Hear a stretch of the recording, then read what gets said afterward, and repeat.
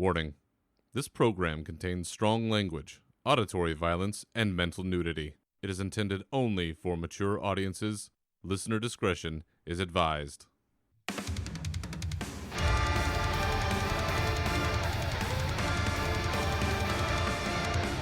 Welcome to your uncensored home for all things Warcraft. With your hosts, Berserker and Navox. This is Unshackled Fury.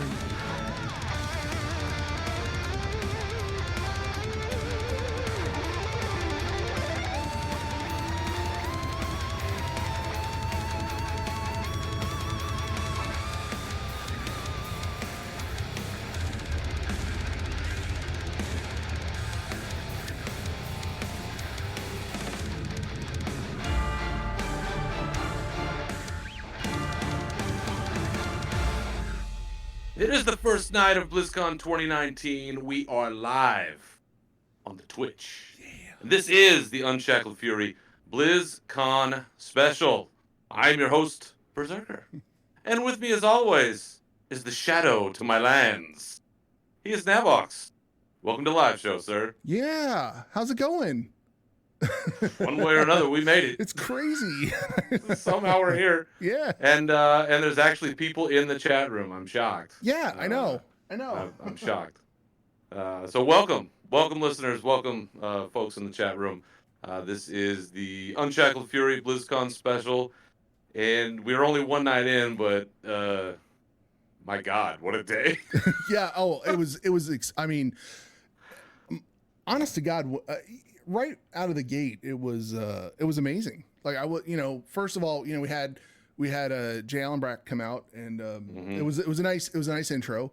I don't know if anybody told him they already casted somebody for Geralt of Rivia for the Witcher series, but yeah, I thought the message was heartfelt. I thought it was really, really nice that he addressed what he did, and yeah, and then it just like a shot out of a freaking cannon there. It was crazy. Got right into Diablo, our Warcraft. I watched the whole opening ceremony. I don't know. I mean, I know a lot of people were like, oh, well, Warcraft's over. Let's get up and leave.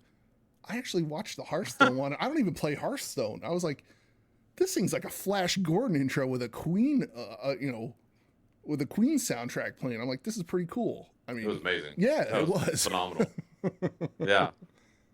Let's. Since you mentioned it, let's talk about that real quick. Was that I was surprised to see Jay Allen Brack come out top of the show and come out and make a statement. Now, as I was sitting in my house with my boy Rommel, we were watching this go around, and I had to say I was pleasantly surprised to see them try to take kind of some ownership of that. Now, Jay Allen Brack and some others, I guess Blizzard as a whole, were continually being savaged over the fact that they did not specifically say Hong Kong. They did not specifically say BlitzChung. They did not specifically say certain things, and people were still irate and upset. And you can't please everybody. I can't say I completely disagree to an extent, because I understand where they're coming from, but at the same time, they didn't have to say shit, and they chose to, and they chose to come out. And I believe Jay Allen Brack now, and that probably went through a whole bunch of attorneys and some other folks, and I'm sure it was a very carefully crafted statement.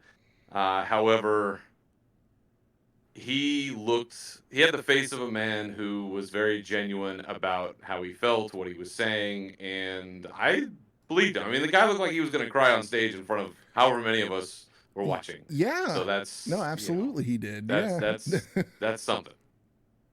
So I commend them for doing that before the show even officially started and making that statement. And hey, listen, you're gonna get savage no matter what you do. Yep. But I thought that was a pretty honest attempt, and I think that's as good as it's gonna get. It was fine by me. Fine by me. Yeah, we went into that, and turns out, for us Warcraft folks, for the most part, the leaks were real. Oh yeah, the leaks were real. So what? We actually have the ability now. We have been given the blessing to show the cinematic Yeah. that was shown. So we're gonna play that here in a bit and have a little running commentary, just a bunch, probably oohs and ahs and me crying into my Yeti here. Which, if you listen to the show and you hear me talk about the Yeti, this here is the mythical Yeti. This is it. This is the one. This is the beverage container of fame. And God, do I love it. Oh, That's great. Icy cold. So yes, Nav, when that sucker fired up, what was running through your mind? For what, the Warcraft cinematic or the? Yeah, well. Oh man. Well, I gotta tell you, the Warcraft cinematic was amazing. I'm happy that, you know. Well, okay, let's be real here. We kind of knew that we were gonna do something with the Lich King. We everybody kind of thought that, you know, she had to go back and try to get the crown, because we thought that's her way of doing, you know, staying immortal and whatnot. Well, I guess she's found another way to do it. One thing I was super amazed. I was happy to see the Lich King. In the last episode we talked about it, and I'm like, I just don't want to see him go out like some punk bitch, and it was like, you know, he did. I mean, it was like, okay, so you know, he had some stuff. He had some power. I just feel like, I guess Arthas was a better combatant than Bolvar was, because Bolvar, I mean, sure, he was throwing rocks and all sorts of stuff, but he definitely was doing some Jedi training while he was up there. Yeah, it was weird. That was really weird. I don't know what exactly he was. You didn't like it? I mean, it was cool, and let me tell you, we talked about this last night about the art. We were like, you know, the artwork was kind of weird, because you notice that his forearm. Oh, his arm looked funky. But it was fixed in the video. I mean, that's all I focused on, was that fucking arm, his forearm. I'm like, the whole video's going, and we'll show it, and we'll talk about it. But yeah, the forearm there, you'll the weird. Yeah, I wasn't sure what was going on there. So it was odd. Yeah, in that photo, but yeah, yeah, it was. So we'd seen these purported leaks, right? We'd seen the Shadowlands kind of pamphlet looking thing with the art that does turn out to be real. That was Bastion. That was a real piece of artwork, and it got leaked out, and that turned out to be real. The screenshot or the cinematic shot of the Lich King Bolvar getting all badass with his big giant hammer and all that turned out to be real. But from there, that's where it kind of diverged for me in terms of the spoilers that I'd read and what I was hoping for and what happened. And anybody that was with me, which is one person, with my boy Rommel, he saw the range of emotions that I went through when they fired it up, and you see Ice Crown, and I was a kid on Christmas morning. I was like, this is it. This is happening. Holy shit. We're going to get it. Yes. Yeah. Because I had read that the way that the cinematic was going to play out was that Sylvanas would be scaling Ice Crown Citadel. She'd get to the top. They'd have this battle. And then ultimately, Bolvar would be victorious, or, you know, would lay the smack down and say some really rugged shit to her about, you know, there's no afterlife for you, you know, only damnation. And I'm like, yo, yes, this is it. This is the retribution for Teldrassil. This is all of it's coming crashing down. And then when she chained his ass to the ground and took the helm off, I was like, oh no. Oh no. Oh no. This is not how this is playing out at all. From the reaction that I have been told from our friend Sal Mises, who was there, and I asked her about this. The reaction on the floor of the convention, I think, was similar to probably every one of us watching the virtual ticket, which was, is she about to put on the helm? Because as you and I have talked about many times, is that the goal? The Lich Queen, the whole thing. Right. But then she freaking snapped that thing like a wishbone. Yep. On Thanksgiving. And then all hell broke loose, quite literally. Yeah, it all went downhill from there, and yeah. So and then they showed us the shadow. I will tell you that I am actually still kind of shocked that got leaked. Like, I'm. When was the last time an expansion actually got leaked like that? That was Cataclysm, right? Wasn't it Cataclysm that got leaked? We knew about the Pandaria trademark, I think, sometime in advance. Yes. I can't quite remember, but this was certainly the most sort of trying to think, with the incidentals, the artwork and the different things like that. It seems to be the most amount of things we've seen on that end, but definitely Blizzard having a link to the Bolvar Lich King poster thing, that was not good. No. they probably should have known better. Yeah. On that. But yeah, she goes in there, blows it up, and now we have a portal to the Shadowlands. Is in fact all that hooting and hollering and people hoping it was or it wasn't. It really is. It doesn't look anything like the map that was leaked at one point, so that must have been that's the best something part. From a long time ago. Yeah. Like, and way early iteration. I also like the fact that we're going to be able to pick. Well, we're gonna have to pick one of these. I forget what they're called. Covenants to follow, which is kind of cool. Yes, and covenants. You can play your alts, and the alts automatically you can pick a covenant and go. And I think they're. I think they heard the audience. I think they heard all the players and the players stuff, and and they're they are good with the feedback. People, they like the feedback, and they took that to heart. So, yeah. Well, it certainly seems like they did with all of the features that were announced today. Oh yeah. And I think we'll get to that. But for the sake of doing it, for the sake of this being the show that we are, and me marking out to the Lich King and all of the other great stuff, why don't we just go ahead and kick off this first part of the show by putting the cinematic up, letting people take another shot at it, and we'll provide some oohs and ahs and commentary. And I'll cry into my drink over here. All right, let's do that. Let's fire this shit up. All right.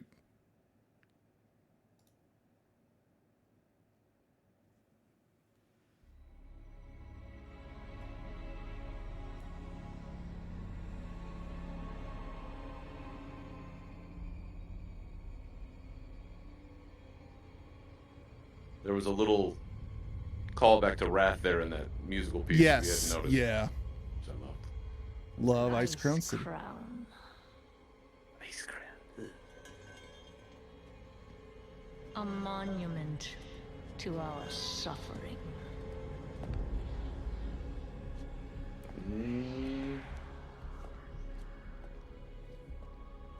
See, right now they should be whooping her ass. Why are they waiting? They're What are they doing? scared.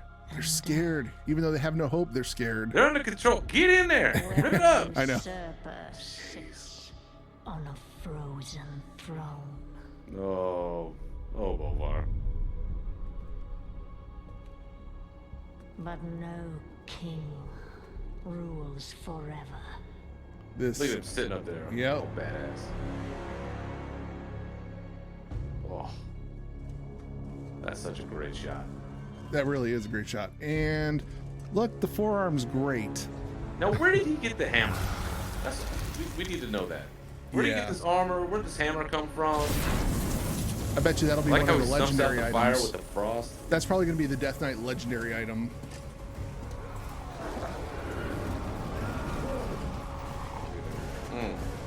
Go get him, boys!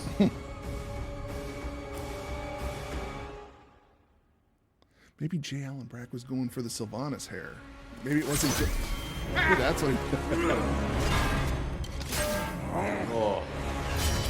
Bang.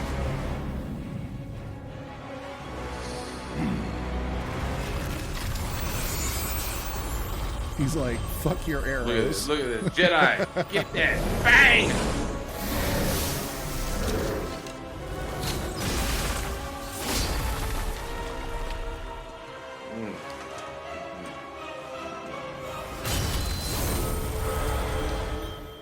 Oh, look at these Death Knight abilities. My God. There was ever an expansion to play DK. Look at this. They're out of the shadows. I know.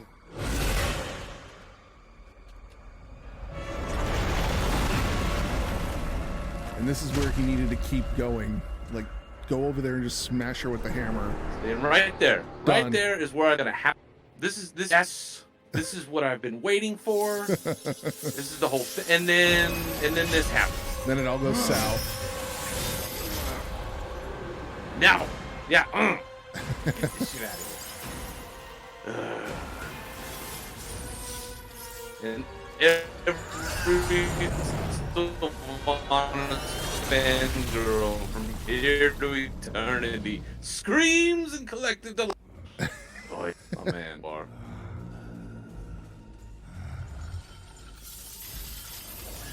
I'm thinking to myself, he can't really die.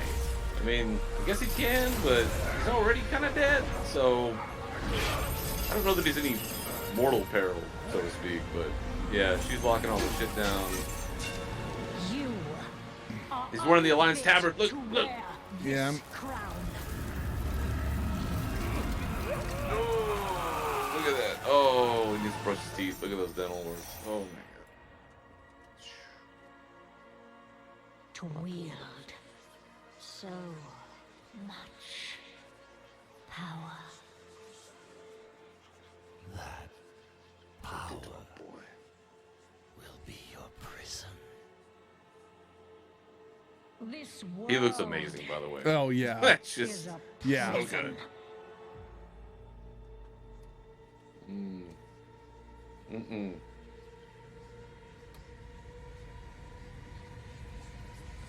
This is where everybody bought it. Everybody bought it right here. They hooked them. Yep. And nope. Oh. What is she doing? No, dude, can't do this. Oh my god. And boom, the upside down. Oh, that fireworks show went too far.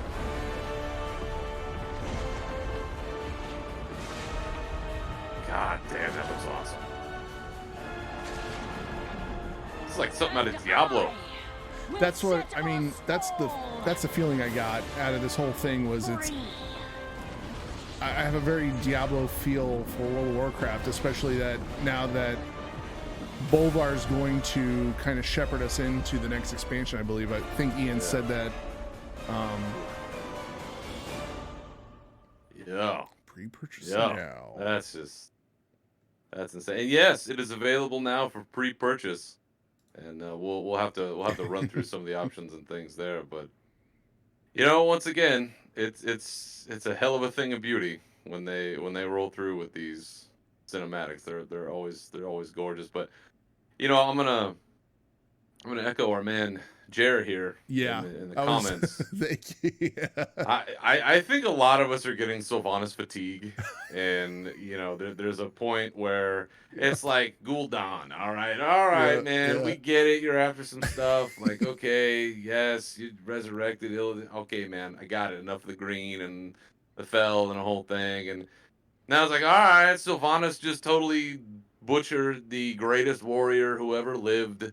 And now you just made the Lich King, and not just any Lich King, but Bolvar, who is a certified badass, look like a complete punk. Yep. Like, oof. Like, all right, and they explain this later. Thankfully, we had the panel later, the What's Next panel with Ian Hazzikostas, and he explains that she is, powered by this being, this jailer from the Shadowlands, who's this very powerful being, and it sounds like they've struck some sort of a bargain, right? And so now, right. That's how she's able to do all of this, because let's be honest, it wasn't that long ago she was not doing anything close to this level. No, Nothing close, not at all.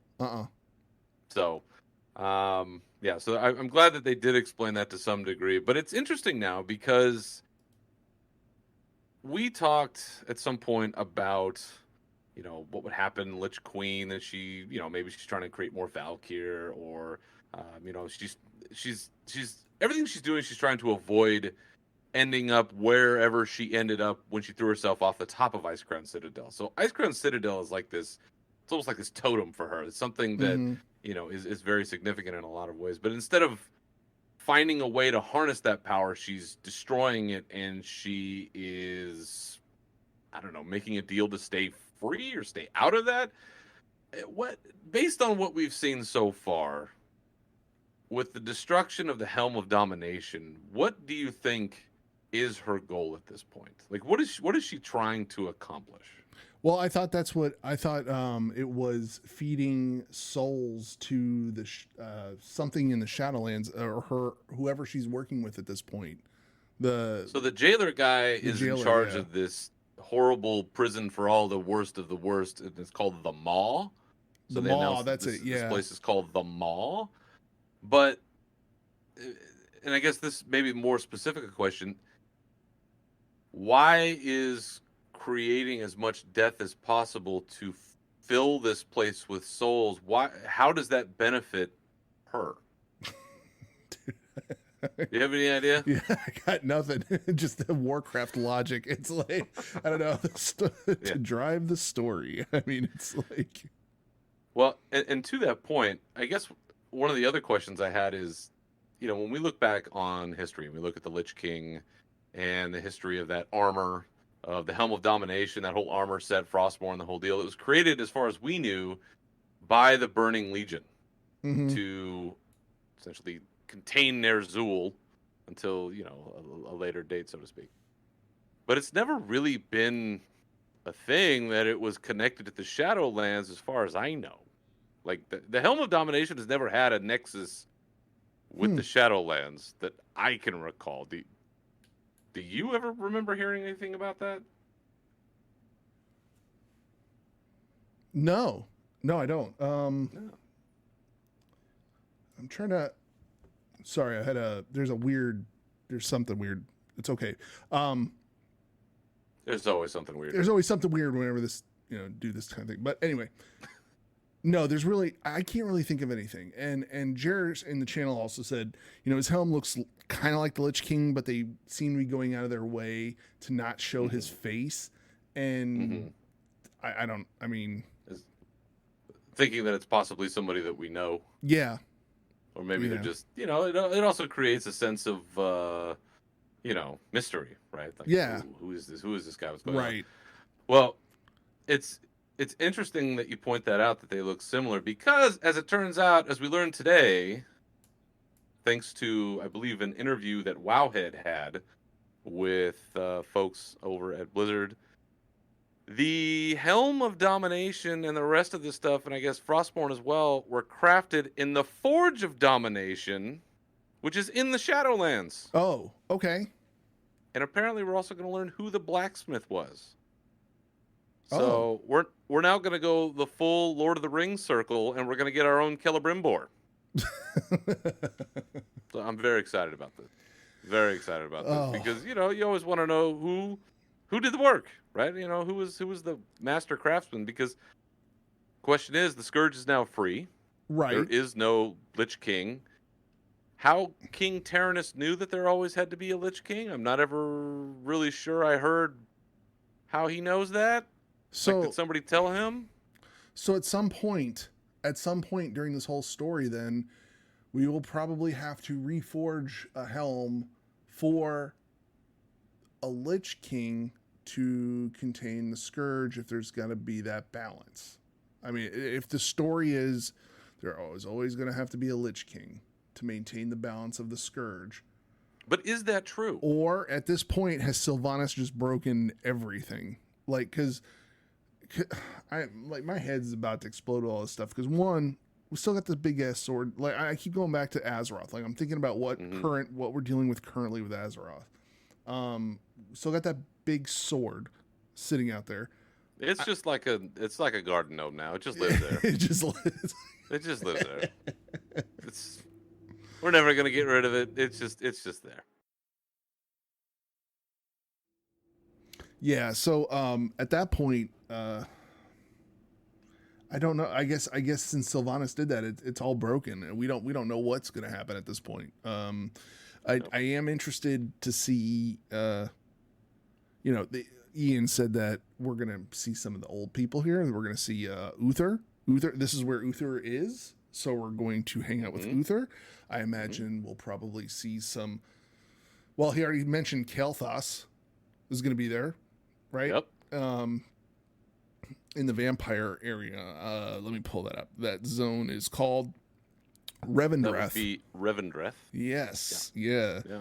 So that looks really cool. I'm looking at some of these zones here. Yeah, so we have just to give a quick rundown here. Mhm. In the Shadowlands, we're essentially getting 5 new lands. We're getting Bastion, Bastion, which is the art piece that got leaked out earlier. It's kind of like this ethereal, high heavens from Diablo looking place. Right. And this is where we meet the Kyrians, who are, I guess, a shared race with the spirit healers, and all those guys are all part of the same thing. Ardenweald, I guess it's Ardenweald, which is kind of like it's a what are they calling it? A night phase. Defenders of nature who uphold the circle of rebirth. If the Emerald Dream mirrors the spring and summer of life, then the star-hued plain of Ardenweald reflects life in its twilight. So there you go. It's like the Emerald Dream Part 2. And then Maldraxxus. We get Maldraxxus, which it's pretty much the source of all of the Naxxramas and Lich King stuff and all the forces we've seen from there over the years. I guess this is where they come from. And this is the guy who corrupted everybody in Legion, right? Right at the start. Isn't this the guy that we went after? That's a good question. It is. Ian called his name out. Oh man. Oh, he was the main boss who kept corrupting all of the stuff in red during Legion. That's the lore you get out of me, guys. The red stuff in Legion from the one druid. It's late. I don't remember. But Maldraxxus is one land. Revendreth, as you mentioned, you're going to get more of your Witcher 3 vibe. Sorry, Sal. You're going to get more of your Witcher 3 stuff out of here, and looks very old school vampiric. I mean, apparently there's even a straight up castle dungeon we're doing, a raid we're doing in there at some point, which looks straight out of Fantasia with Satan standing on top of a mountain. It looks very badass. And then there's another place called the Maw. And the Maw is this awful, terrible place that will end up at some point. And to Copperbolt, who's in our chat, who was talking about how, yes, they mentioned that because of, I guess, the machinations of what's been at work here, the people who have died recently have all gone to the Maw. Cool. Now, what's supposed to happen is that they go before what's called the Arbiter, and this is what we learned about, is that there is a new player hub. It's going to be called Oribos, the Undying City. And at this place, this is like the main place, there's something called the Arbiter, where once somebody dies in Warcraft and in this universe, they are brought before the Arbiter, and in an instant, everything about them is laid bare, and a decision is made about where they're supposed to go. And apparently they go either off with one of these covenants, He's the sword, or they go to the Maw and they're locked up, which, I don't know, maybe the Maw is the place where Arthas is. Maybe the Maw is the place where Sylvanas ended up. I don't know. But apparently that's where all the heroes are going too. So we're going to have to do a straight up jailbreak, I think, at some point. Yeah. So let's see. Hello, Barian. I see Barian is now on the chat channel. Awesome. Hello, Barian. Hey, Barian. Welcome back. He's been enjoying all things BlizzCon there at the convention. He's also my raid leader. Sorry, buddy. I hope you wore comfortable shoes. And Slick, good to see you, Slick. So yes, Copper, to your question, being interested in what they said about everyone who has died in the last few years is in the Maw. Yeah, if Varian is in the Maw, I'm going to get him. Yeah. So I'm right there with you. that's what's going to happen. And a lot of this stuff, like what's really cool about it is like the Bastion, the zone, the Kyrian, is that what it's called? Mm-hmm.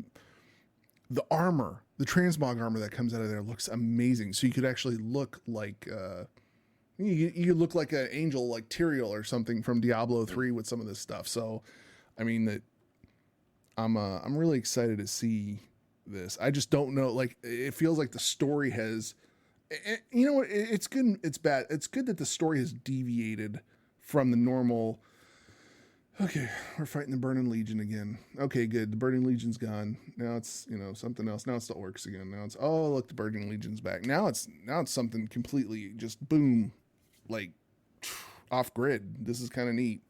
But, even Ian said it was right there on the map. Showed us Shadowlands.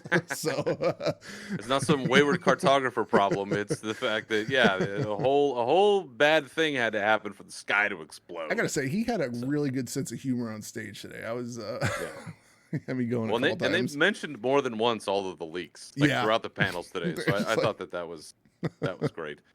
But yes, so we get 5 new zones. So we get Bastion, Ardenweld, Maldraxxus, Revendreth, and the Maw. But then within those, as we mentioned earlier, there's going to be something called covenants, where in all of the zones except for the Maw, there's going to be these groups: the Kyrian, the Venthyr, Night Fae, and the Necrolords. And as we level through, we're going to be encountering these folks. And as we do in each zone, we're going to be given 2 abilities related to those covenants. One will be like some sort of active, like an attack or something that is specific to what you play, and then one will be more generalized for whichever covenant that is. Like, so I know for us as warriors, we get like a spear throw with the Kyrians, and then there's another, specific thing that's related to them. And as we level, there will now be a path, a leveling path. It's not choose your own adventure. There's now a specific path that we're going to have to walk. Yeah. And each one will give us a chance to encounter each one of those 4. And then at the end game, we have to make a decision. Which one of those 4 covenants are we going to run with? Apparently, it is not permanent. It is not a permanent choice. You can change it. They haven't said what the cost will be. They just said that the cost will be high. It'll be a grind. I mean, what else are we going to grind out in this expansion? It's going to be rep or something that we're going to... Animus, bro. Anima. Yeah. Anima. Oh, yeah. Sorry. No, you're right. We've encountered this before. Apparently, we love that. We love that term, anima. So, yes, you will pick a covenant at some point, and you'll see who these folks are. And then as we're going through there, as we're going through our leveling and we're seeing all these zones, one of the other things that they mentioned is that we're going to be doing, what are they calling this? Soul binding? Soul binding. Soul binding. Where we're going to come across the souls of dead champions, and we're going to bind ourselves to these souls. We're going to be collecting something called anima, which I guess is the new Azerite.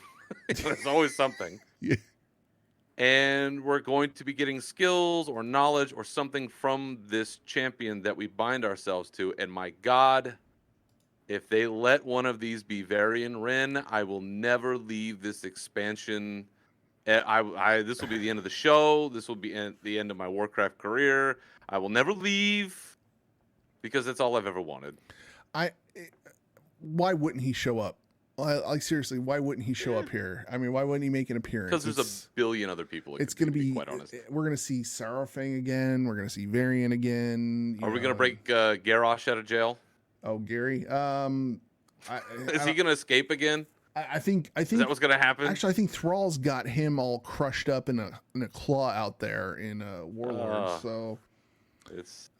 Yeah, AP. Yeah, more AP grind, folks. AP until Kingdom there you go, Come. Barian. Anima AP. Power, AP. And next time it's gonna be Anima Power, then it'll be Animal Power, and then it'll be Apple Power, and then it'll be what's after the Asshole Power, I guess. I don't know. It's just gonna keep going forever. Yeah. So, and maybe we'll get the chance to kill bad people again. Break them out and be like, get back into the maw. We'll throw them all into the maw. So yes, so we'll get our covenants. Those are going to be, I think, one of the bigger features, overarching features. But I want to get your thoughts on something that, again, I always feel like Warcraft rips off good ideas from Diablo because why not? You can. They've announced a new feature, something that's never been tried before. An infinite dungeon. Yeah. What did you think about this? I thought that was Torghast, the Tower of the Damned. So what I like about it is you can go into it solo if you want to, or you can bring 4 other people to go in there. And the nice thing about it is I believe that's when you go and complete it, you get pieces or something you need to craft your legendary weapon. Is that the same thing? Wasn't that it? I think that it is essentially the successor to the Visions of N'Zoth that we're about to have. Okay. Right? Because that's I think what we're going to be doing here in 8.3 is going into the corrupted versions of, let's say for us, we're going to Stormwind, and we'll get something out of there that'll help us craft our cloak with Wrathion. It sounds very much like a similar system. Yeah. Well, I'm pretty happy with that. I'm also, I'm actually, we'll know more tomorrow. Well, actually, by the time this comes out, you guys listening, we're already gonna know about this because there's gonna be a deep dive tomorrow, and people are just gonna shoot them with questions and bombard them with all sorts of stuff that we'll definitely know more tomorrow about all this kind of stuff. But I'm interested in this 1 to 4 player thing because there are times when I love to group up with my friends when I do stuff, but then there are times when I log in like real early in the morning. I want to get something done. It'd be nice to just be able to go in there and lone wolf it and get some things done. But I'm interested in the fact that we're going to be level 50 like the next expansion, so automatically 120 to 50. I'm like, how is that going to happen? So do I have to level my alts? I mean, because my alts are all like 110, so are they going to be 52? Don't level them now. Don't level them now. So because I'm thinking like they'll automatically be 50 as well, and then it'll probably scale, so they'll be like 45 or 42 or something. Yeah, but why 60? Why are they doing 60? I'm trying to figure this out because I don't know why classic is 60 and now we're going back to the 60 as the cap. It's probably just because the numbers are getting too high again. They're planning for the long term, right? Yeah. Last time we didn't go down that far. This time we're going down really far. So, this buys you another 8 expansions, right? I mean, why not? Another 15 years from now, it's like, what level are you? Oh, I'm level 3. Oh my God, you're high up there. It's like, what the hell? Yeah. So let's talk about that for a second. The leveling in Shadowlands is going to be completely different than what we've seen before. The system will be wholly different than what we're doing now. So the big bomb there, of course, was we're going down to level 50. Max level characters will be going down to level 50, and we'll be leveling from 50 to 60 in Shadowlands on a planned route through there. So we won't be picking, we'll go to one, then another, then another. They said that they wanted to tell a specific story, a cohesive story throughout the land. So that's what we're going to do. And you know what? I think that's great. But the way in which they're having you level starting in Shadowlands, I think it's something that I have personally been waiting for something similar to this for a very long time. And I mentioned it when we talked about this before. They're going to make the leveling process a hell of a lot less daunting because now, once you've completed some sort of introductory 1 through 10 questing, you'll be able to go from 10 to 50 within the frame of one expansion's set of quests. So if you just want to do Wrath of the Lich King, you can go from 10 to 50, 40 levels in Wrath of the Lich King. Or if you want to go to Pandaria, you can go from level 10 to level 50 in Pandaria. You don't have to go all over the known universe anymore to level up your character. You can do it all within that one expansion. And I'm telling you, that is the most alt-friendly thing I think they have ever done. And it's the one thing that will finally get me to level up all my Howlite races, to get my heritage armors, to get the rest of my clowns up to gear, because that gets rid of so much bullshit. It does. And the nice thing is, like you said, you go 1 to 10, right? You're gonna do a 1 to 10 experience, and then from 10 to 50 you can do it in any expansion, which is I mean that's insane to me, because we've only known one way of leveling, and then they changed it up recently, where we can split off and either do Wrath or you can do Pandaria, and and then from there you have to do WAD. It sucks, but you have to do it. And but yeah, I mean, the possibilities are endless with leveling your characters now. And I think, it'll be more fun to do that because it is daunting. Like when I think about, hey, I want to go experience the other side of the story. I want to go level a horde character. I want to level an orc up from 1. And then I think to myself, man, I don't want to do 120 levels. I really don't. I don't want to do that. It's too many. It is. It's too many. And what's nice about this is it also gives the opportunity to find somebody who's not playing WoW, or somebody who's like, hey, I'm looking for a game to play. What are you playing? I'm playing Warcraft. Okay, well, I'll pick it up. Great, pick it up, because it's not going to be hard for you to jump in and get to the same level, and we could be doing the same stuff again. So, so it'll be real nice. Well, and we talked about this too, is that with the revamp of the Recruiter Friend, yep, expecting somebody to stick around, I think, for a year to get the full boatload of items that come along with that, and trying to get somebody up to speed to essentially match where you're at, it's a lot to ask a new player. But now, this investment is not as nearly as high. No. And by going, instead of 1 to 120, going 1 to 50 essentially, you're making each one of those levels more rewarding. Now there's more to come about this, and we haven't quite got what the particulars are, but they've said that each level is going to have essentially something tied to it, or you're going to get an ability, or you're going to get some reward that's going to be tied to each level. So it's more of an incentive, and it's something that they've talked about before. I was wondering if perhaps they were going to get rid of levels altogether and just make you finish, let's say, a certain area, and then you get the achievement, and then that's how we do it. But I think this is a phenomenal change. Oh yeah. Just taking a look here. One thing that Rommel and I were talking about as we were watching this at my house, how are they going to handle flying? Oh, I think flying is based on they changed how flying works altogether with the attunement system. So I think once you're attuned to flying, you'll be able to fly in that area. So say you do 1 to 60 and you want to go to WAD, and because you just want to go farm some stuff to work on some trade skills. Well, you can go there. No. I mean, as you're leveling, like let's say you decide to go from level 10 to level 50 in Ice Crown. Right. When do you, or if you do it somewhere else, like, do you just get it at max level? Like, how is that going to work? No. I think, I have a feeling that the flying is just going to. So I'm not following you, because for the flying. Oh, I see. For the old stuff, for classic. Because now, right, we have to do the Pathfinder stuff. Right. Like if you choose to do it Battle for Azeroth, or what we've been doing recently. But let's say you decide to level through Wrath of the Lich King, for example, which did not have any of that. You bought a tome. Right. Yeah.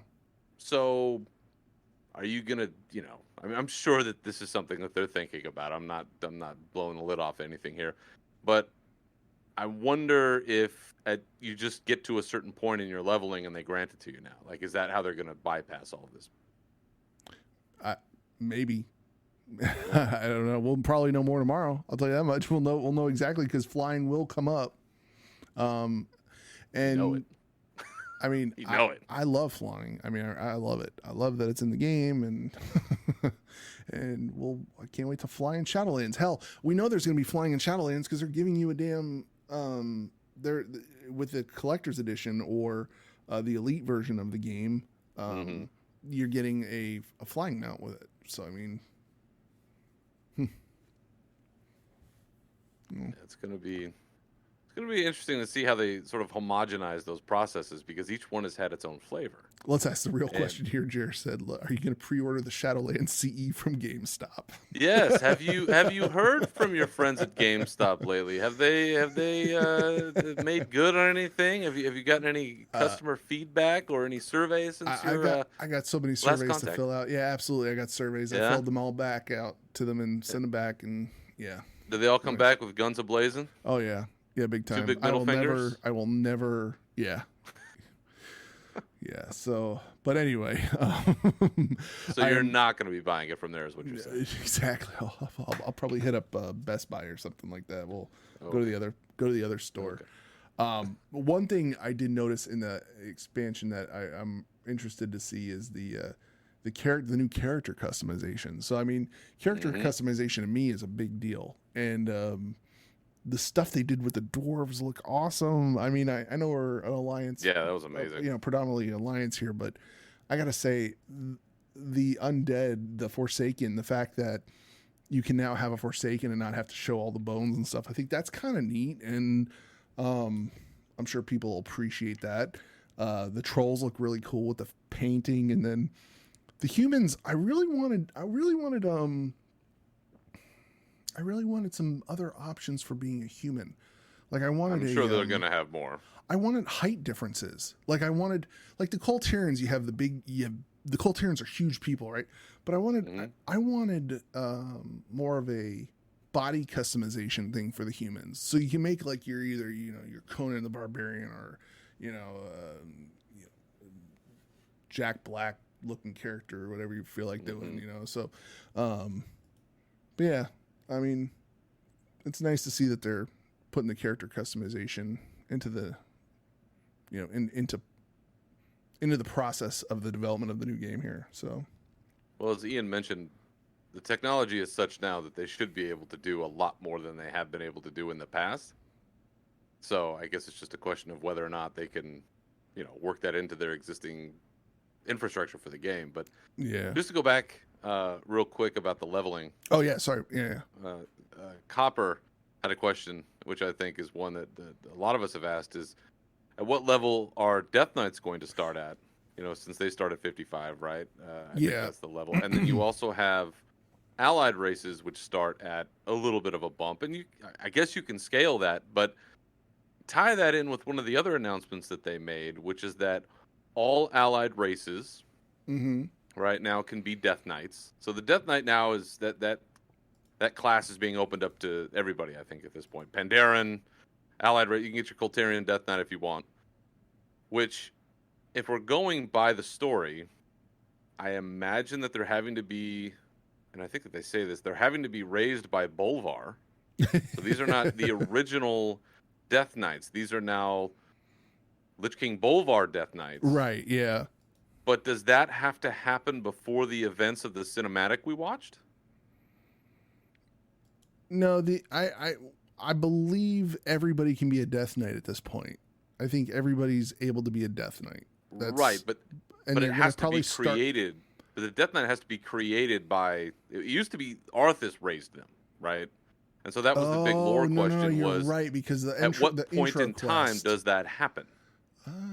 So with Bolvar now losing the Helm of Domination, I believe he loses those powers, right? If he's not controlling the Scourge, he doesn't have the power to raise Death Knights. So whatever Death Knights now happen, I think have to happen or be raised like right before Sylvanas does her thing. Yeah, no, you're right. That's probably what'll happen. Like Baron said that they'll probably get a new leveling zone, and when they're done, they'll all be level 10, and then they can move on and go do something else somewhere else. Which then begs my next question: when does that get implemented? How soon do we get to see this? Is that 8.3.5, 8.3? Do we know? Because there's some stuff that I know has been data mined, but it's hidden. Yeah. Right? Yeah. So maybe we're going to see this a little sooner than we think. See these repercussions. We'll see a big giant hole ripped open over Icecrown. That was so amazing. It just looks cool. The art is insane for this expansion. Just that it's very Diablo, and I know we keep going back to that. Which side note here, how amazing was the Diablo 4 announcement? I know that this is a Warcraft show, but did you see that cinematic? The Diablo cinematic was amazing In the opening ceremony? Yeah, that was. I was just taken back by that. Like, I was looking at that, I'm like, this is unreal. This is crazy to me. Like the fact it was like Hellraiser is the example I gave. Like the whole thing with the blood and oh my god. I'm just glad they're going back to their dark roots of Diablo. It looks really dark, and plus that druid, oh my god, the druid looked crazy. And I mean, they showed the sorcerer, they showed the druid, and the barbarian. And I mean, it was. Yeah. I always play barbarian when I play those games. So, Of course. but yeah, We do. yeah, Yeah, that was amazing. And anyway, and I'll just sort of throw out this caveat.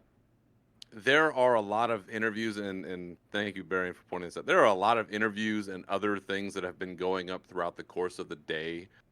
So I would highly encourage people to go out to Wowhead and to MMO Champion or wherever else to see all this stuff, because quite frankly, half of the day today I was smoking a pork shoulder. The other half I was watching a whole bunch of other stuff. So I'm not entirely caught up on every article that there is out there. So just want to throw that one out there if you haven't had a chance.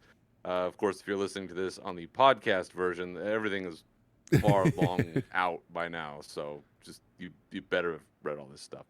But yeah, Diablo, certainly I don't think intentionally a source, but there's very much a high heavens and hell sort of vibe going on with that split, upside down, crazy looking thing that's going on there. But that certainly was amazing. So yeah, so we're gonna get Death Knights for everyone. Everybody can be a Death Knight now, and we're gonna see what sort of changes come out of that. But you had mentioned a little bit earlier, thanks to the prompting of our listeners here in our chat room, that you will not be purchasing at GameStop. So what are you going to be purchasing?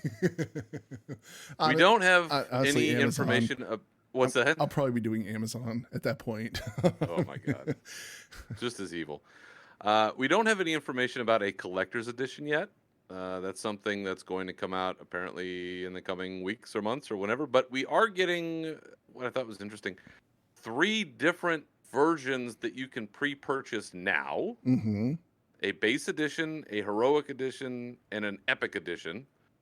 Base edition comes with the game where you can access the Shadowlands and play that version of the game. That's great. Yep, that's it. With the heroic edition, you also get a transmog set, the vestments of the Eternal Traveler. Those look kind of neat. A mount and ensorcelled Everworm, which I've already seen screenshots of people with this in game, and it looks like a really weird sea creature. But more power to you. That's rad. And you get a 120 character boost, which I have a bunch of these character boosts, and I'm wondering how is that going to work when they do the level squish. Just hold on to them because they'll all be level 60, I think. Well, if it's 120, I guess I'd go to 40. No, 45. 120 will be 50, right? Because we're 120. 50? Yeah. Yeah. So I go to 50. Yeah. Right? All right. So you get that with the Heroic Edition. And then Epic Edition, you get, Cosmetic Weapon Effect, the Wraith Chill Illusion. Get an Anima Pet and an Eternal Traveler's Hearthstone. What does that look like? They got a video here. Oh my god. It's like a... Ooh. All right, that's hard to describe. I'm not going to describe that. Check it out. Eternal Traveler's Hearthstone. Looks like you're being dematerialized in a Star Trek transporter. So yes, you will get all of those things for, I'm sure, reasonable prices. I can't find the price off the top of my head. I think it's like 60, 70, and $80, which I assume means that the collector's edition will be somewhere in the hundreds. Yeah. Which, it's kind of par for the course at this point. But I think for myself, I'm probably just going to wait. I'm going to wait and see. Yeah. But here we are. We're in the Shadowlands. We're going to the Shadowlands. We're going to go there. We're going to try to essentially keep all of reality together. I guess this is where we're at. I guess that's where we're at. And again, I don't like, I'm trying to think, I'm trying to wrap my mind around the story because, you had Arthas who created Sylvanas, and now Sylvanas destroyed the Lich King. So are we going to run into Arthas at some point, you think? And he's going to be like, oh, this is how you're going to need to do this. This is what you're going to have to do. Well, it kind of depends, right? Because we've always wondered where, ever since the end of Wrath of the Lich King, there's a couple of things we've wondered. Where is Arthas' body? Where was Frostborn? Some of that stuff was answered because you got the Death Knights and the artifacts, right, and you make the weapons and all that kind of stuff. I don't know that we know where the body of Arthas is. If we do, please put it in the comments somewhere, but I'm not sure where that is. But in the Edge of Night short story, which we talked about a billion times, and we always go back to, is Sylvanas claims that she was in a place where his soul was. And it was being, torn apart endlessly by these awful things. And I think we always thought that was the void, just some place, the void. Mm-hmm. But now it seems very much like that could have been the Maw. Yeah.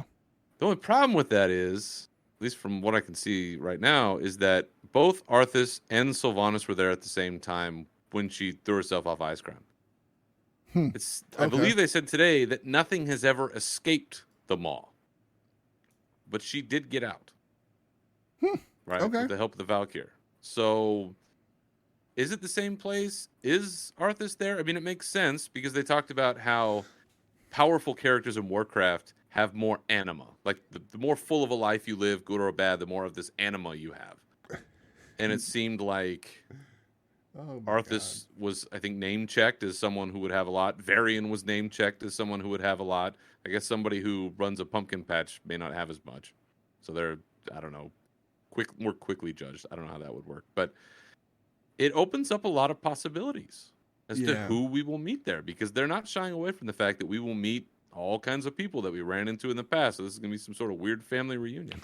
Plot holes all get sucked into the Maw, never to be seen again.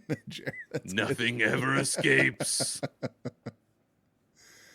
Yeah. So, in thinking about who we could run across, who, let's say, off the cuff, who are your top 3 departed Warcraft character you want to run into, good or bad? Oh, okay, easy. Well, I mean, this is real easy. Varian Wrynn, top of the list. Yeah. Second, well, God, that's tough because I mean, Varian Wrynn. I'd like to run into Varian Wrynn. I would like to run into Arthas Menethil, and I'd like him not to be crazy because he went out of his mind when he got the sword. And then pick one from the Horde side. Karn, Bloodhoof. Oh yeah. It'd be kind of neat. Old Karen Bloodhoof. But Sorrowfang's there too. So breaking news: we have just reached 10 viewers. Double-digit awesome. viewers, Nav. Please, for the good of the show, shave your head. It is what it is. Do it. So get to it. And ta-da! And it's done. Well done. Well done. Unlike these other people who make promises of shaving their heads, you, sir, have done it. Oh man. Oh my god. All right, so recap your 3 for me again one more time. All right, so I said Varian, Arthas, and Cairn Bloodhoof. Yeah. I obviously, as I've mentioned, Varian is high on the list. I would actually like to run into King Taranis. Since I need him to answer where on Earth he got the information that there always had to be a Lich King. Because I don't know how he would know that just by sheer osmosis of being sucked into Frostmourne.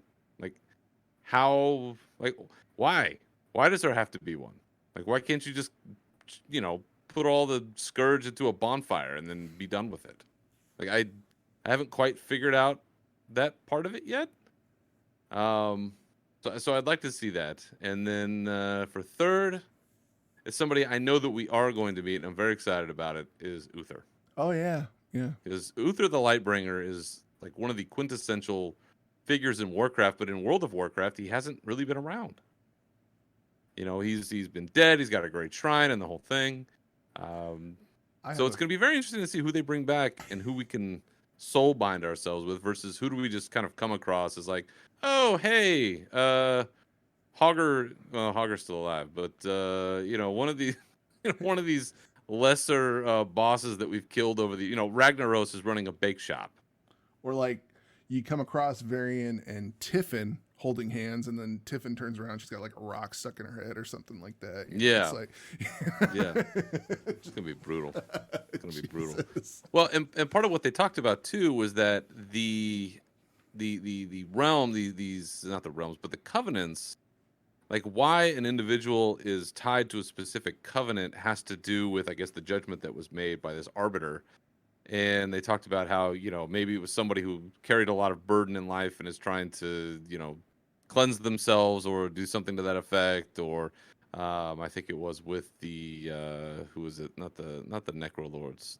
Was it the Necrolords? No, it was the Venthyr. That's the one that Kael'thas is with. It's like the sort of arrogant type that gets latched onto them. So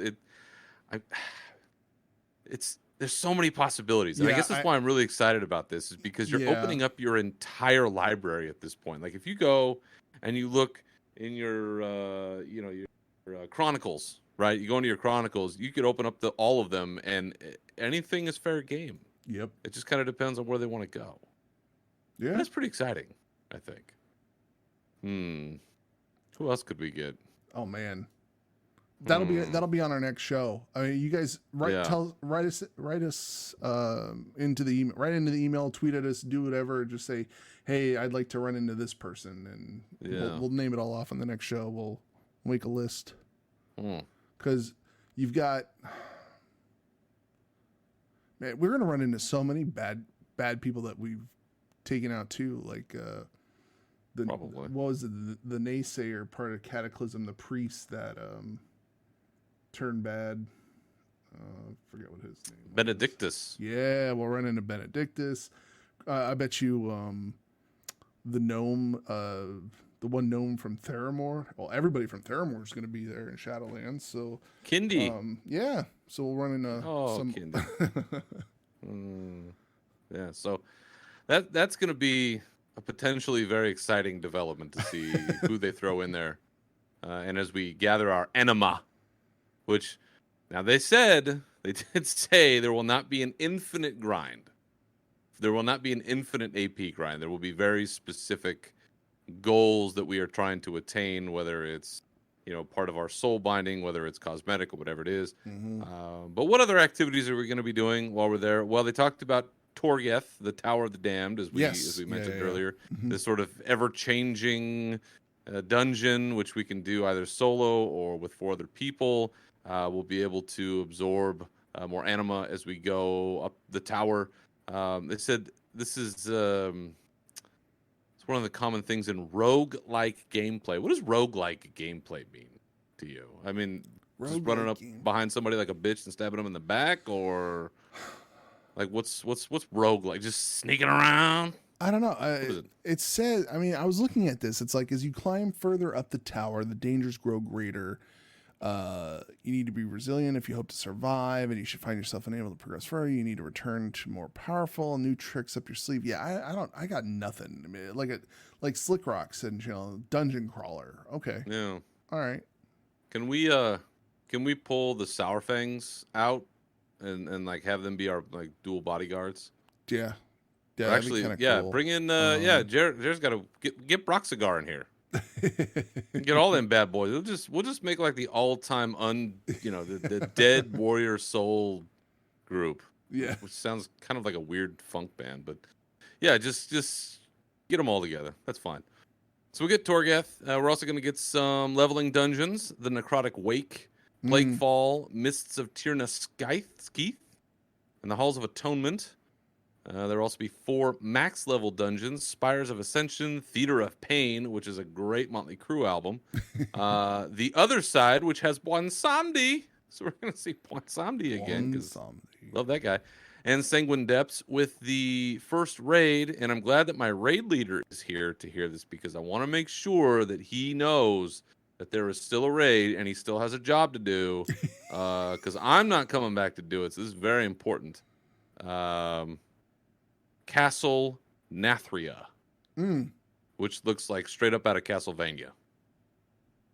And I'm very excited about that. So we'll get those as we come through. I'm sure I'll play those dungeons a couple of times, once or twice, and then move on to the raid. But hopefully there's some replayability there with the Tower of the Damned with Torgheth. Yeah. As I was talking about with Rommel today while we were watching the stream, I don't really play dungeons that much anymore. Like I don't do Grip Yeah. Finder. I don't really run them. So I like the idea of a changeable, ever-changing, whatever you want to call it, dungeon where you can kind of go in there on your own and try it and do it and see what that looks like. Because that could keep some interest for a while. But I like the whole Castlevania vibe on Nathria. Looks like it's going to be about 6 bosses or so. It's inspired by Dracula's Castle. That's phenomenal. Yeah. Looks like the Mythic loot chest is going to change. So Mythic Plus loot chest. They're going to change, I guess, how that works. I've never had one. Really? I don't run Mythic Plus. Oh, man. I'm crazy enough. I'm not that crazy. So, did you have any thoughts on that one? No, I actually did not.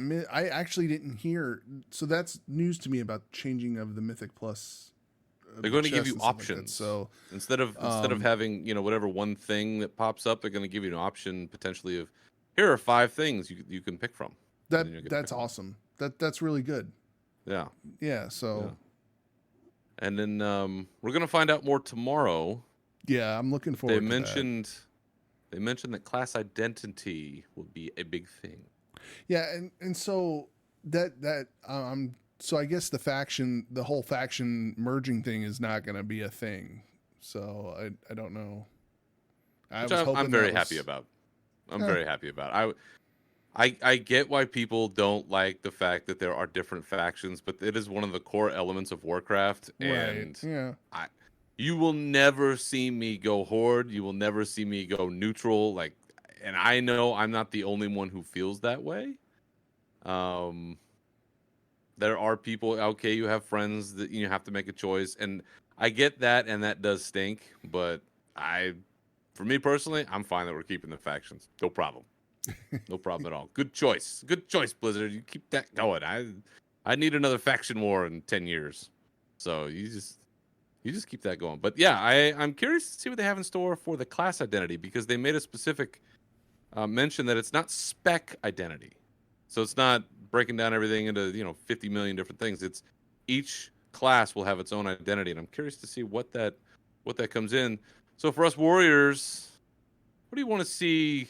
What do you want to see come back for all warriors? What is something that, as they talked about, Holinka the Unpruner, abilities maybe that have been lost or cut? What do you think is a classic warrior ability that needs to be shared or brought back? Heroic Strike. That is always the right answer. Yeah. 100%. 100%. Jared makes a great point. Charge to stun. That was a lot of fun. That was so great leveling back in the day to be able to do that. Copper also makes a great point. The fall on your sword is what I always said in Raid, but it was the die by your sword, die by the sword. Because we had, all right, personal story time. We had this great guy. He was on our Raid team years ago. And his name was Megacode. Oh, yeah. And we love Megacode. We miss Megacode. And he was our heal lead when we were going through the sort of earlier part of Mists of Pandaria and into Siege of Orgrimmar. And he would give out all of the cooldown assignments. And it was always in this very soft voice. And so every once in a while I do this little imitation of him. And I do miss him, but that was the one thing that he would always say is, "Oh, Berserker, can you die on your sword?" And I was like, yes, I will die on my sword, thank you. And he called all these other ones, but it was Berserker, die, fall on your sword, die on your sword. I'm like, yes, I will fall on my sword every time because I'll do it unintentionally too. So that's bound to happen. Yeah, bring that back, bring that shit back. Why not? So yeah, what else we got? What else we want to talk about? Covered a lot of the major stuff that was announced today. Let's see what else we got here. This is the beauty of doing a live show. We're just gonna cut. Oh, you know what? Do you have that other thing queued up? What other thing? Oh, I do have that other thing queued up. Yeah, the shout out deal. Shout out, yeah. All right, so let me set the stage here. Okay. You do your thing. I'll get this ready. Okay. So, as many of you know, I'm a big fan of all things heavy metal. And I've mentioned many times my love of certain bands. One of them being Hammerfall, right? One of them also being Manowar. Manowar being one of the great power metal bands of all time. And from many eons ago, I had a bet with a friend of the show, Sal, who I mentioned earlier, who is also a host of the Converted podcast and also of the Dark Moon Herald. And we had a thing going back, a bet going back a long time ago. It's about the Dark Below. And she lost that bet, had to make a music video set to a Manowar song. I'm also a big fan of a man that you might know by the name of Samwise Didier, who is a lead artist at Blizzard, has been for a long time, has created a lot of things. So with those two people in mind, I got a mention on my Twitter today, and it blew my damn mind. Nav, show the people what happened. Hail Berserker, hail and kill, Manowar rules. Miss you, buddy. Sal managed to snag for me a personal shout out from Samwise Didier. So here on this show, I just want to say thank you, Sal. Really appreciate that. That was amazing. Samwise, I doubt you're listening to this or watching this at all, but you're the man. Thank you. I miss you too. I miss you both. I can't wait to see you next year. But that man, that was fucking awesome. I really appreciate it. That was super cool. Yeah, that really was cool. Don't get to see that every day. I'm gonna check. Let's see. Do we have any other notes on Twitter? Anybody else have any other questions for us, comments or otherwise? Yeah, chat room. You guys are the first chat room we've had. So if you guys have any questions, you're the first chat room we've ever had. Get your questions in. Get your comments in. You could put anything on there. I'll read it right now. Yeah, absolutely. Anything. It's all of you. Yep. Say whatever. I don't know. I think everybody fell asleep. I think so too. I think we lost them. I think we lost him. Like, Copper went to sleep. Oh, do you think the Covenant races will end up being allied races for us to play? No. Oh, should I expand on that? No. I will say no, because I still don't have my Vrykul. Yeah, no. We're not supposed to be there. So I don't like it's. I kind of feel like it's kind of like the Upside Down. We are not supposed to be in the Shadowlands. Like it's broken. Like we're breaking a wall inside the game. Yeah. In essence, we're not supposed to be there. Just like Warlords, we really weren't supposed to be there either. It was. But we got Magara Orcs. Yeah, that's true. That is true. And here's the thing. Jared mentions this. If you want to be a vampire, just go be a blood elf and put on a bunch of eyeliner. Yep. Absolutely. It'll be fine. It's as close as you can get. It'll be fine. And there will never be a bard because nobody wants a bard. Bards. It's a terrible idea. They were terrible in EverQuest. They weren't that great in EverQuest either. Like they were. I mean, people who played Bard was like, okay, well, I can make people run faster and, up people's attack speed. And hey guys, look at me. I'm kind of doing damage. It's not really anything great. And, Tinkers are also terrible ideas. Yeah, but what would you do with a tinker class? Like, no tinkers. See, with Bard I can kind of get, right? Because isn't the idea of a Bard like you're a buff class? Like you're out there and you're helping people out and you're boosting them or doing different kinds of things.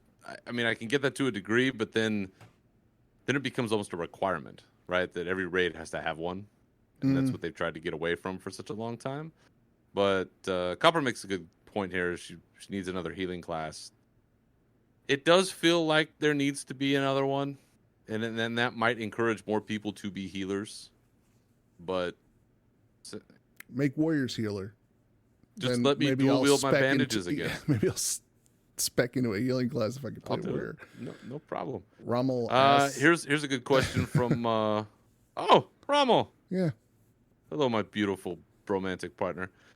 Will Icecrown be the final raid of the expansion with Sylvanas as the final boss? No, we will not fight at Icecrown. I believe we will fight in the mall. Yeah, and I also don't think we're going to be able to, as much as I would love to be rid of Sylvanas, and I know that, like you said at the top, that we're suffering from Sylvanas fatigue. We're going to have like 2 or 3 more expansions with Sylvanas. No, I think this is crazy. This is like... I think this is it. I think this is finally the end, and she ends up in a really bad place. I don't think we kill her. I think she becomes a permanent resident of the mall. Illidan comes back, and he's like, "I'll jail her forever, and they'll fight for eternity." And what is the? Yeah, he can be the eternal watcher. Yeah. I'm wrong. Listen, I'd love to have another Icecrown raid as much as anybody, but yeah, I don't know. Icecrown's a great raid. Like, just go back and, like you said, you said to me recently you went back and reran it, and it's just such a good raid to run. 2 days ago, I went and reran all the way through Icecrown Citadel just to try to pick up as much lore as I could in terms of a refresher before today, because we kind of had a feeling we knew what was going to happen to some degree.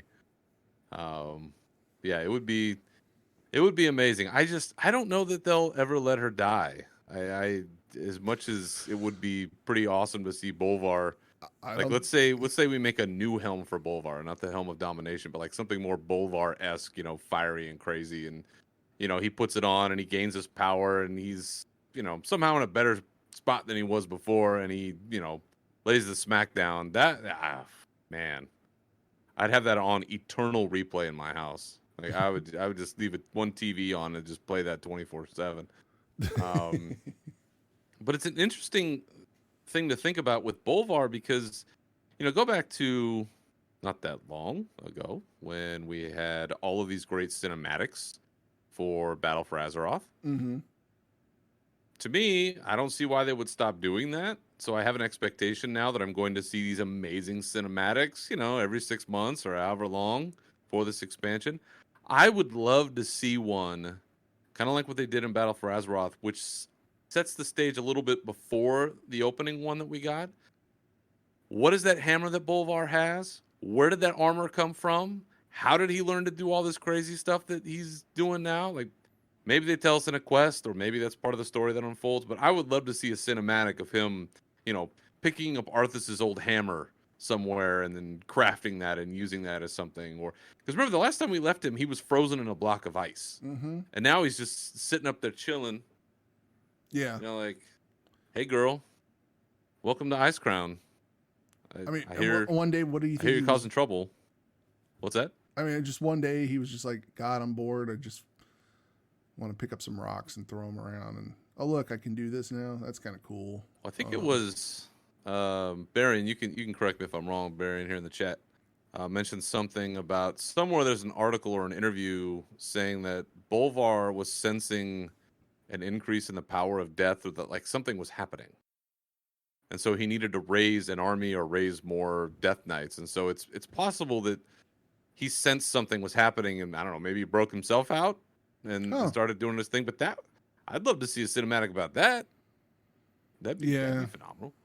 But again, we're only going off of what happened last time. Clearly, they have their own ideas and inventive things that they can do that are totally new and totally different. So maybe we'll see cinematics about other people. But if there was one that was focused on one character, God, I'd love it to be Bolvar. That would be phenomenal. Yes, another Christie Golden book. That would be great. Mm-hmm. That would make a lot of sense. I don't know that we'll hear that at BlizzCon, but that would be a great time to announce it. So, yeah, with Sylvanas, man, who knows? But I think this will be the end, because this is kind of her end game, right? I hope so. Is defeating death. Mm-hmm.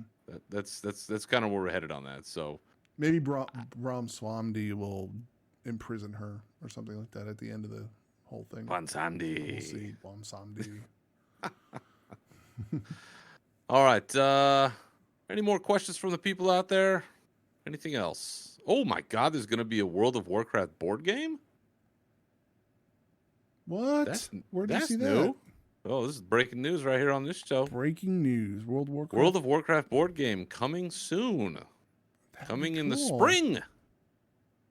What is this? That'll be good. I started playing board games with my nephew recently, and we started playing Clue. So maybe I'll get him into playing Warcraft. Maybe I can get him. Oh, That'd be cool. there it is. All right. Well, not seeing much else in the chat room, and I think we've kind of touched on all the things we want to touch on today. We got one. When do we think the X pack will hit? August. Oh yeah, August. 2020. Yeah. They've been pretty good about this 2-year cycles. Maybe September. I don't know. So I'm gonna say August. How about you? Yeah. No. That's when you said it. I was like, yeah, August.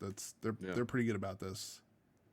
Because what I'd like to see, let's get into it in August, and then when we go to BlizzCon next year, we're gonna hear about where we're heading towards the end game when we're actually gonna fight Sylvanas as a. I think that, and then you can live your dream. Yeah. then you can finally smack it down. Other than Warcraft, I do want to say that I thought overall today, for the first day, this was, I think, what we thought it was going to be, which was a hell of a BlizzCon. Yeah. Loaded with announcements. Oh, yeah. Yeah. I was pretty happy with everything. We had Diablo 4 right out of the gate. We had this Hearthstone Descent of Dragons thing that you mentioned earlier with the crazy Flash Gordon intro. Yeah. Which was hilarious. Shadowlands obviously being announced, and then Overwatch 2. Yeah, Overwatch 2 looked pretty good. I mean, I'm not an Overwatch player. I don't play Overwatch, but yeah, I bought in Overwatch when Overwatch came out because it was a Blizzard title. And I was like, oh, this is cool. You know, it's a first-person shooter. I'm pretty good at Call of Duty, and it was nothing like Call of Duty. So, yeah, I lost interest in it. And I also like my first-person shooters to have like a campaign mode. This didn't have a campaign mode. But yes. Overwatch 2, I mean, they did a great thing with the animation. I loved it, you know, and it was like, God. I was like, oh, this is a cool little story, you know. But just make the Netflix series. Just yeah. I mean, honestly, make the studio. Yeah. So we had that, and overall, you know, they came with what they had. They didn't announce any new games. Nope. But that was pretty full, and yeah. I appreciate that for both Diablo and for Overwatch. They didn't really shy away from the fact that neither of those games are around the corner. Like, right. We are looking at least another year, 2 years, 3 years. Like, what was it that Jeff Kaplan said about Overwatch 2?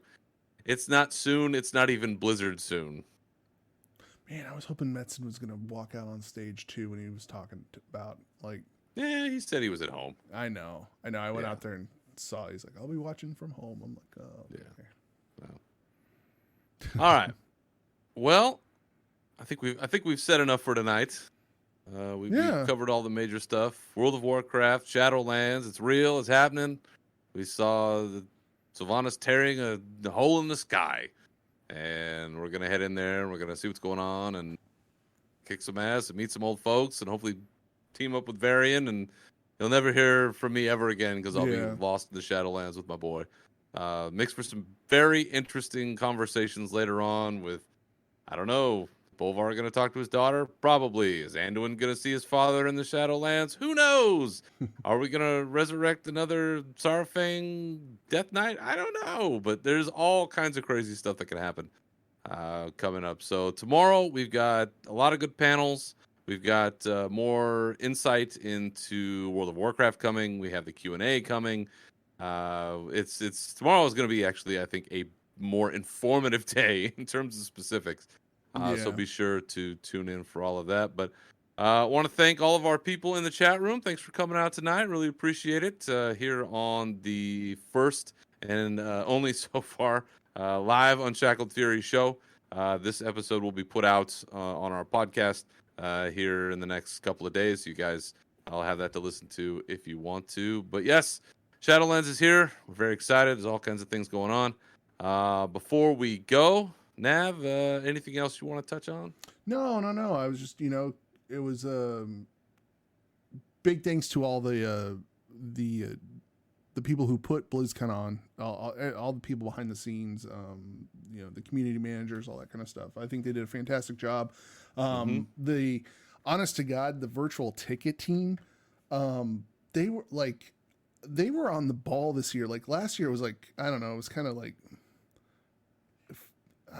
it was a shit show basically. But this year, I mean, something would come out, it would be featured in the browser. You could go on there and watch it immediately. They did. I mean, it was such a great job, and it's nice to see where they've come with a virtual ticket too, because the production quality just keeps getting better and better. And so, they need to make some more apps for it though, because right now the only thing you can do is use the actual app and just live stream it. That's like what through I mean, Apple TV or something else. Yeah, because I saw that. I think you can Chromecast it, so I'm gonna take the. Yeah, you still have to run the app off your phone or an iPad or something, which I don't know. That's not the best, but it's worked pretty well. So, yeah, to your point, I mean, did a good job. I also want to shout out to the folks over at Con Before the Storm. Once again, I want to thank them for inviting our show to be part of the pod before the con.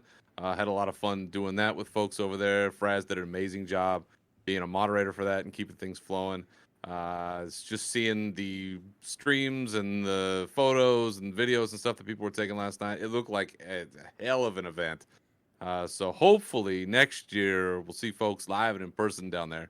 But thanks to them, they do so much work to put that together. Seraphis and Sia, I guess the folks at Wowhead, partnered up with them too.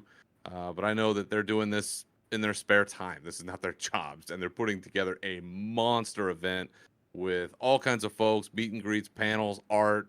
It's really quite an undertaking, and thanks to them for doing that and doing that for the community. Really, really solid. Well done.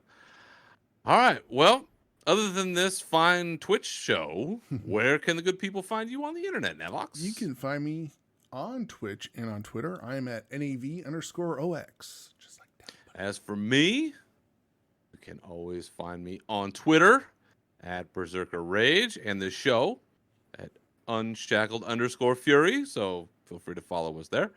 You can also send us mail at UnshackledFuryShow@gmail.com. Although we don't get a lot of mail, I guarantee you, if you send us something, I'm going to read it. So you can send us your laundry list of complaints about God knows what, and we'll probably read it on air and comment about it. So you too could be part of the show. I just want to throw that out there. And you can find this show on SoundCloud, iTunes, Apple Podcasts, Stitcher, pretty much anywhere. Trying to get approved through Pandora. I don't know if we're going to make it because, I don't know, we're kind of obscene. But you never know. I saw Morally Gray made it, and they cuss way more than we'll see how that goes. But thank you all for checking out this live show. And remember, keep your swords wet and your banners high. See you next time. Farewell.